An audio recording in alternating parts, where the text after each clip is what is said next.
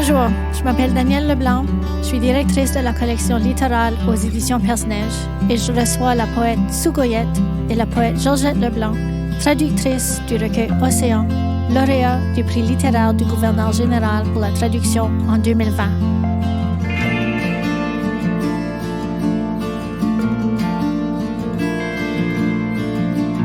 Nous nous joignons à vous depuis Moncton, au Nouveau-Brunswick, sur les terres non cédées du peuple Mi'kmaq.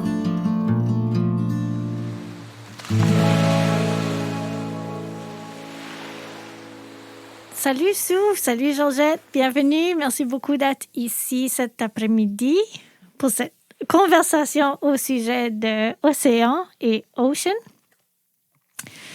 Sue, bienvenue. Thank you for having me.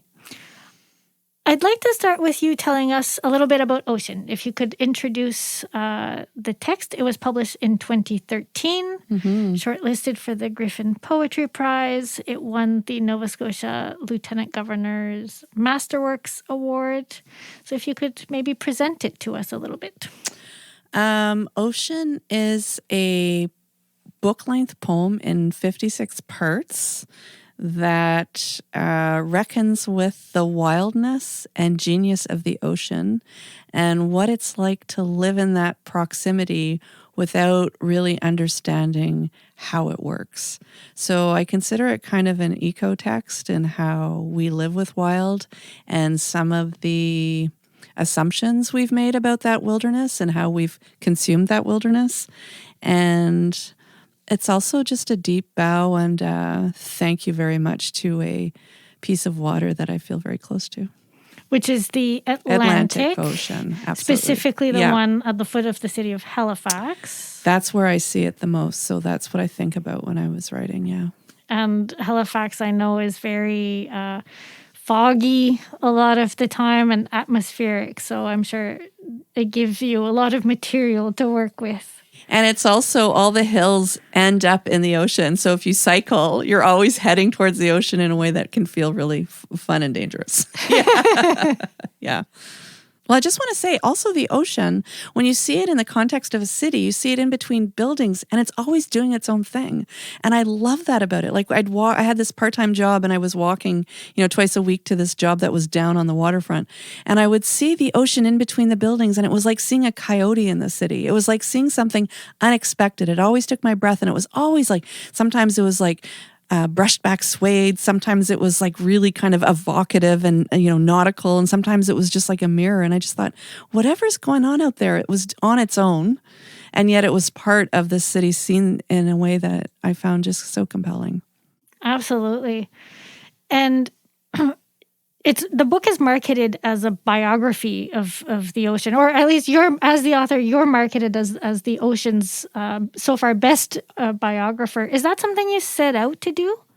No, but I did set out to talk to and with the ocean in a way that I hadn't read before. Like, I think I'm always kind of writing a book I want to read. Like Toni Morrison says. And I think that I really just wanted something snappy, something that was alive and sassy and unexpected that was up to the task. And so I felt like I had to get really in close to the thinking I was doing with the ocean or about the ocean in ways I hadn't encountered before. So when someone, I think it was my publisher, came up with that word, I thought, well, in a way it is that kind of work, but I didn't set out. I think I set out with more a procedural kind of idea that I would work in an emergent way. That was my method. It was a work of inquiry. It's like I wrote and had to trust it because it was very singular. I'd never written anything like that before. So often I felt fear, mostly, like, what am I doing? It felt almost absurd, the logic it was creating, and yet it was so convincing in how it was solving itself that I was mostly curious to see what it was doing. But it was so different than what I had written before that I really felt at sea with it, truly. Like, and I know that's almost, it's like a bad pun, but it's true. Every morning I would turn up and it really felt like it was moving through me. And, it was like, okay, I'm going to write this and I have to trust this. So I hope you know what you're doing kind of feeling when I was writing it. It's incredible that you had to develop this trust relationship with yourself as poet to be able to render this. So I'm wondering, is it something that was with you for a long time? Did it take a long time for you to write it? Or did it all happen very quickly? It happened very quickly. I didn't think about it at all until I was seeing it being written. And it wrote itself. It knew something about itself that I did. I didn't know as much about it than it did. It was kind of, we talk about how water knows where it's going. Well, these poems knew where they were going. And what they evoked in me is that kind of, Joan Redelick talks about the poetical wager, the kind of starting a creative work without knowing where it's going and doing it nonetheless. And so it really introduced to me a new way of writing in that I had to become almost creatively vulnerable to trust the work rather than have any idea of what it was going to do. It sounds a little bit like you were a carrier and like you were transmitting from one place to another, which I think comes back to or introduces the idea of translation. Absolutely, yeah. Because absolutely. you were that vehicle between the ocean that needed to say something and the text that ended up becoming ocean. I was learning to let the poem use all its language and its imagery and its Virginia Woolf calls the energy in writing the sap of the vitality of the words.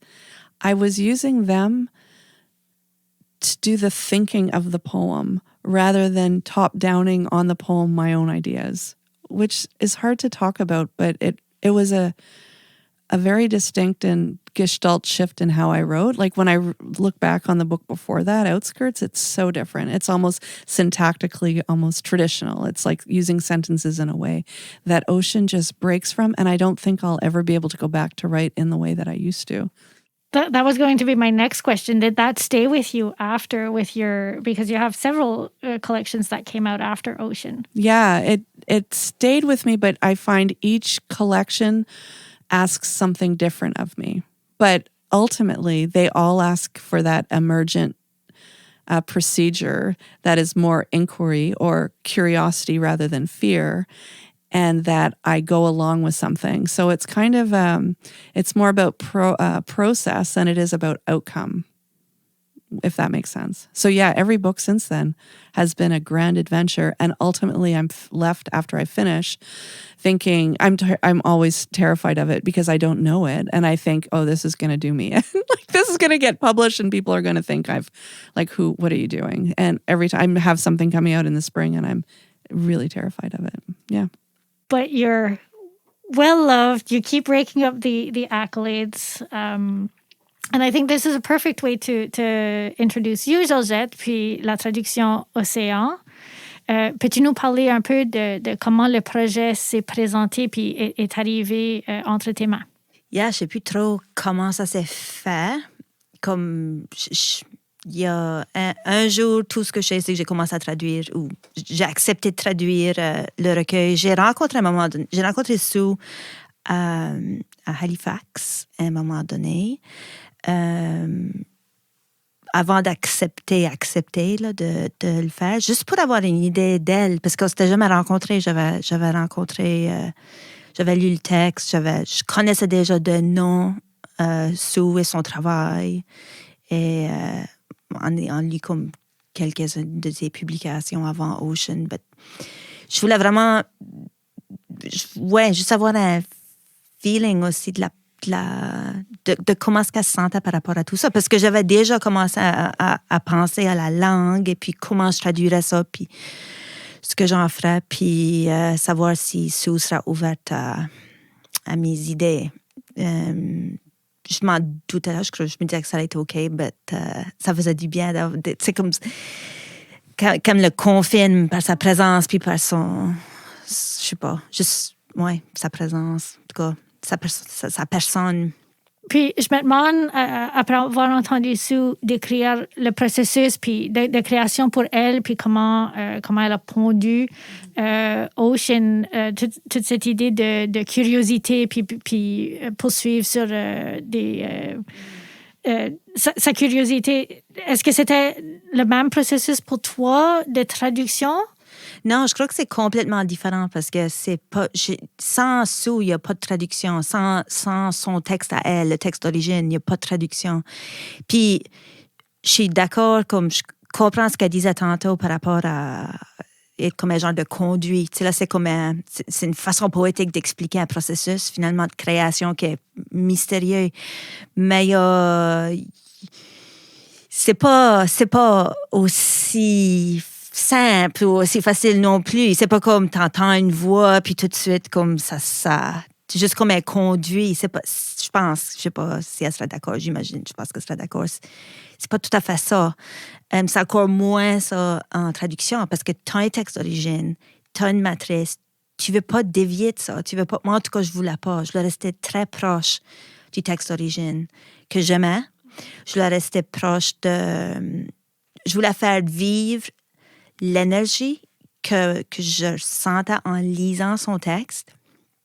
Je voulais faire vivre cette énergie-là dans ma traduction, mais sans non plus dévier du texte d'origine. Ça fait que c'est toute une autre expérience. Moi, j'appellerais pas ça de la création. Non? C'est comme c'est un travail de... En anglais, c'est attentiveness. C'est comme un travail de... Comme t'es au service du texte. Il y a beaucoup d'exploration. Il y a un travail exploratoire aussi, mais c'est surtout comme il y a comme une responsabilité envers une entité, une forme qui existe déjà, puis une volonté de la part de moi, toi, de la traductrice, de rendre service à cette présence-là qui existe déjà dans le monde. J'avais pas carte blanche. Moi, je me suis jamais sentie de même. C'est pour ça qu'à un moment donné, je me disais, holy shit, comme pourquoi je fais ça? Parce que j'ai pas de temps. J'ai déjà pas de temps. Je dis ça aussi, à un moment donné, je sais pas, je crois que je l'ai dit, mais c'était pas parce que j'aimais pas ça, ben c'est juste, puis je le dis sincèrement, c'est ça, t'es au service du texte. T'es là pour ça. Moi, je le vois de même. Puis je sais que je suis différent comme en traduction. Il y a toutes sortes d'écoles. Puis il y en a qui diraient non, le contraire. Mais pour moi, c'était ça. Surtout comme poète. Parce que je me disais, si quelqu'un... Tu sais, tout le monde peut faire... Tout le monde est libre de faire ce qu'il ou elle veut.